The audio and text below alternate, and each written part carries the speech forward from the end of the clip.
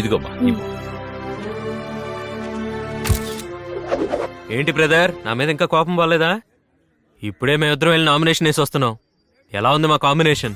Combination nomination ఎరా ఎర్రెక్కిస్తున్నావా?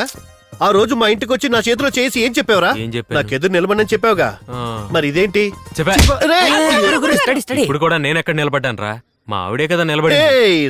రేయ్ భారతంలో కర్ణుడికి ఎదురుగా అర్జునుడు నిలబడలేదురా, కృష్ణుడు నిలబెట్టాడు. అలాగే నువ్వు నీ పెళ్ళాన్ని ఇక్కడ నిలబెట్టావు. ఆ సంగ్రామంలో కర్ణుడు ఓడిపోవచ్చేమో, కానీ ఈ సంగ్రామంలో ఈ చిన్నబ్బాయి ఓడిపోడురా. ఈ చిన్నబ్బాయి నడిస్తేనే దుమ్ము రేగిపోద్ది, అదే బరిలో దిగితే భూకంపం వస్తుంది. రాకపోతే బొక్క పగిలిపోద్ది. ఎవడ్రా ఏదో సౌండ్ ఇచ్చింది?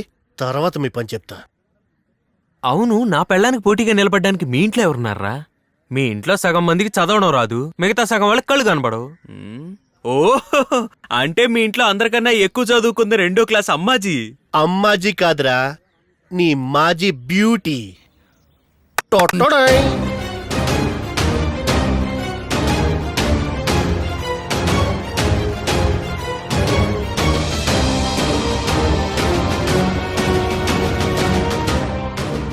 మావయ్య, వేస్ట్ క్యాండిడేట్స్ తో మనకి పనేంటి?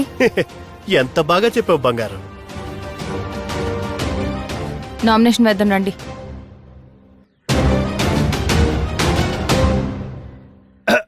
అన్నయ్య ఒక నిమిషం, మీరు నాతో అయినా మాట్లాడొచ్చు కదా. నేను ఎక్కువగా తాగిన వాళ్ళతోని ఎక్కువగా చదువుకున్న వాళ్ళతోని మాట్లాడను.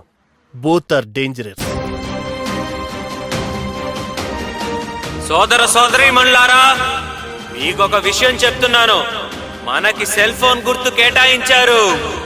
సెల్ ఫోన్ గుర్తుకే మీ ఓటు. మన సెల్ ఫోన్ గుర్తుని అందరూ గుర్తు పెట్టుకోండి. సెల్ ఫోన్ గుర్తుకే మీ ఓటు. ఆగండి. ప్రియమైన ప్రజలారా, మీకు సేవ చేసుకోవడానికి వచ్చిన నా భార్య దివ్యని అత్యధిక మెజారిటీతో గెలిపించాలి. చేతులు జోడించి నమస్కారం పెట్టు. మన ఓటు.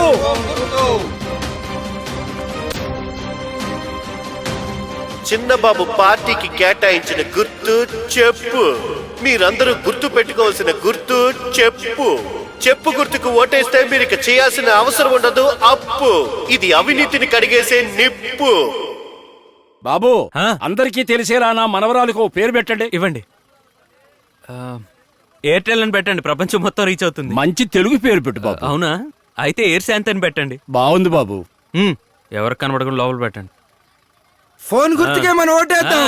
ఫోన్ గుర్తుకే మనం ఓటేద్దాం. పిల్లలకి పేరు పెడుతున్నాడు, చేతిలో డబ్బులు పెడుతున్నాడు. ఇలా పేరు పెట్టి ఊర్లో మీ పేరు వినపడకుండా చేసేలా ఉన్నాడు.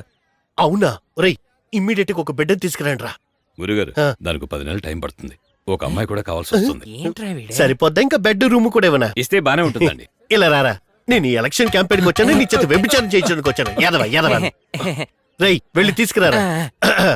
ఏమా బిడ్డ? అయ్యో, ఎందుకయ్యా నా బిడ్డనిమ్మంటున్నావు? పేరు పెట్టడానికమ్మా. ఆడికి ఎప్పుడు పేరు పెట్టేశామయ్యా. డబ్బులు కూడా ఇస్తారమ్మా. అలా అయితే తీసుకెళ్ళి డబ్బులేవి పైకి తీసుకో.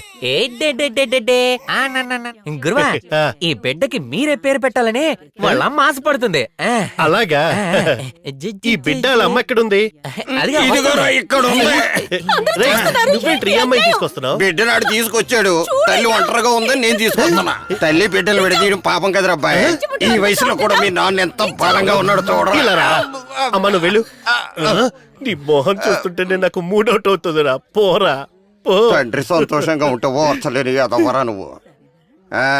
సాయంత్రం అలా అబ్బాయి అమ్మాయి అమ్మ అబ్బాయి అయితే పేరగన్ అని పేరు పెడుతున్నాను. పేరగన్ చెప్పు పేరు పెడుతున్నావు. ఏమా, షారుఖ్ ఖాన్ అని పేరున్నప్పుడు పేరగన్ అని పేరు ఉండకుండా ఈ పేరు పెట్టి చూడు, వీడు షారుఖ్ ఖాన్ కన్నా పాపులర్ అయిపోతాడు.